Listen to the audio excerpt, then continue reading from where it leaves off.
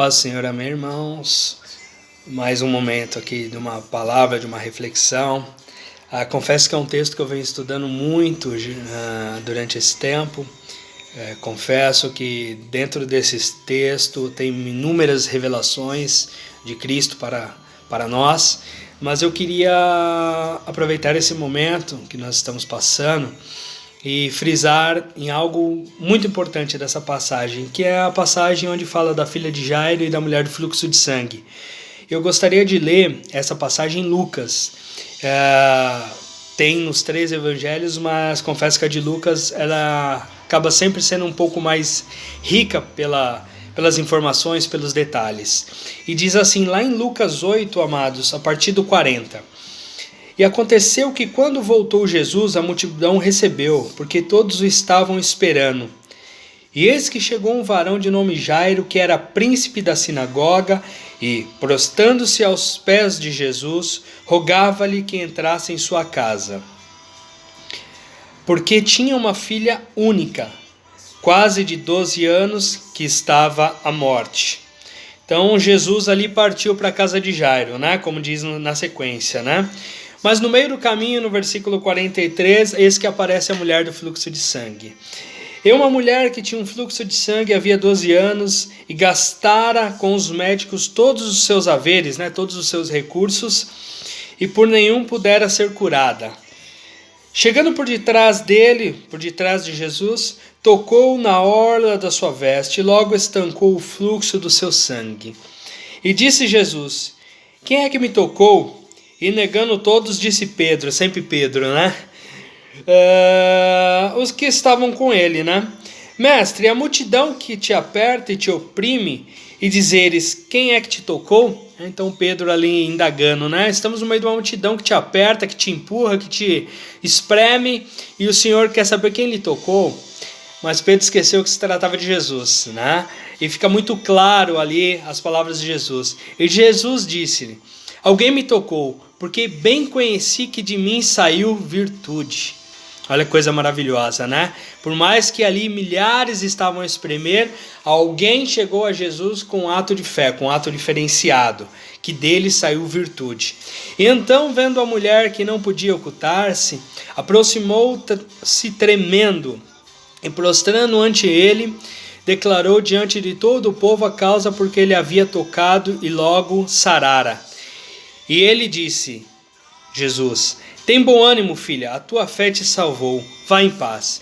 Meus amados, nós, pela história, nós sabemos o porquê da preocupação daquela mulher em se apresentar, né? Sabemos pela lei o que representava uma mulher ali que sofria com esse fluxo de sangue. Desprezada da sociedade, era tido como até uma maldição, e ela teve uma ousadia de tocar Jesus. Então é uma palavra muito comum que nós ouvimos muito, né? Mas eu quero chamar a atenção dos irmãos para um outro fato mais importante ainda. É fato esse que nós vivemos hoje também, e eu queria essa reflexão dos amados. Então Jesus tinha uma missão, Jesus estava num propósito. Como toda a obra de Jesus, ele não caminhava, não dava um passo adiante se não tivesse um propósito, né? Todas as suas atividades tinham um propósito, né? Jesus não ficava à toa, Jesus não andava à toa, não fazia atos à toa. Né? Isso é muito importante nós frisarmos, né? Mas ele estava num destino, indo à casa de Jairo, atender um pedido do servo ali que se prostrou diante de ti. E nesse intervalo, teoricamente, Jesus foi interrompido. Né? Jesus estava indo a um propósito e no meio desse propósito ele foi interrompido. Mas nós estamos falando de Jesus, meus amados. E olha no versículo seguinte, no 49 começa, né? E nós vamos ver quão importante é sabermos que nada tira o foco de Jesus. 49. Estando ele ainda falando, chegou um da casa do príncipe da sinagoga, dizendo, né? Chegou um servo ali de Jairo, dizendo, a tua filha já está morta, não incomodes o mestre, né? Um fraco de fé ali quis dar uma repreensão talvez à mulher, em cima de um milagre que Jesus tinha acabado de realizar, né? A fé daquela mulher proporcionou um milagre que fruiu ali de Jesus. E olha quão pobre e miserável foi a visão desse servo, né? Querendo chamar atenção para esse fato, né? Para que ninguém tomasse a atenção de Jesus, porque ele estava caminhando para atender a Jairo. E Jesus responde, Jesus, porém, ouvindo, respondeu-lhe dizendo: não temas, crê somente e serás salva. E entrando em casa, e ninguém deixou entrar senão a Pedro e a Tiago e a João e ao pai e à mãe da menina. E todos choravam e planteavam. E ele disse: não choreis, não está morta, mas dorme.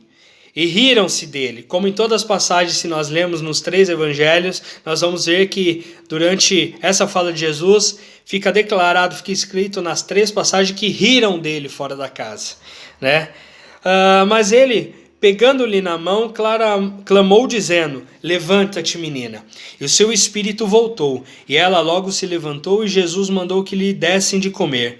E seus pais ficaram maravilhados. E ele lhes mandou que a ninguém dissesse o que havia sucedido.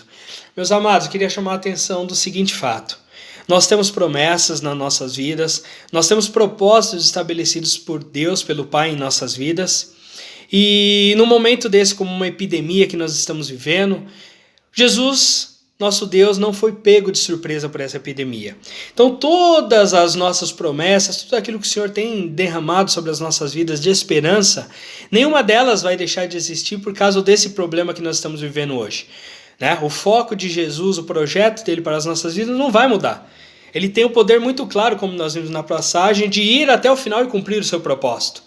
Mas no meio desse propósito vão ter contratempos, vão ter outras situações, mas não deixou, né, essa situação que Jesus deixasse de chegar à casa de Jairo e cumprisse aquela promessa, né? Cumprisse um projeto, um plano ali, um propósito para a filha dele, né? Para que a glória dele fosse estabelecida ali naquele local.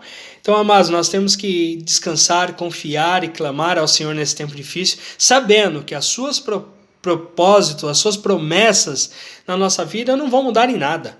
Vão continuar vivas, vão continuar sendo um ato de fé nosso, continuar a esperar e a ter essas promessas como algo que irá se realizar em nossas vidas, e que esse problema desse tempo presente, que é essa epidemia, não vai tirar o foco, não vai tirar nada que o Senhor prometeu nas nossas vidas, meus amados. Então que possamos ter a fé e a esperança de que o nosso Jesus continua supra-sumo em nossas vidas, né? De que tudo que nós necessitamos continua tão somente em Jesus Cristo, na sua cruz, na sua morte de cruz.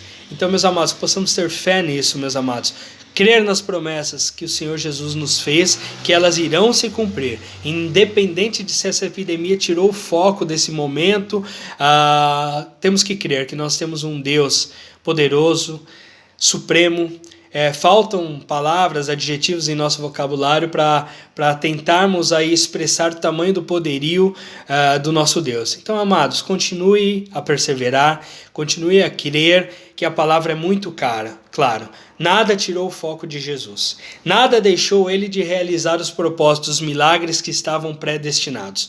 Realizou um milagre, assim, um ato de fé na vida dessa mulher, e também realizou um milagre, um ato de fé ali na filha de Jairo. Então, meus amados, os nossos atos de fé têm que ser contínuos na presença do Senhor. Nós temos que continuar a crer que o Senhor Jesus prometeu e vai cumprir as suas promessas em nossas vidas, independente de qualquer foco aí momentâneo que tenha tirado a atenção de Jesus Cristo. Ele não foi pego de surpresa, o nosso Deus não foi pego de surpresa. Nós sim fomos pegos de surpresas.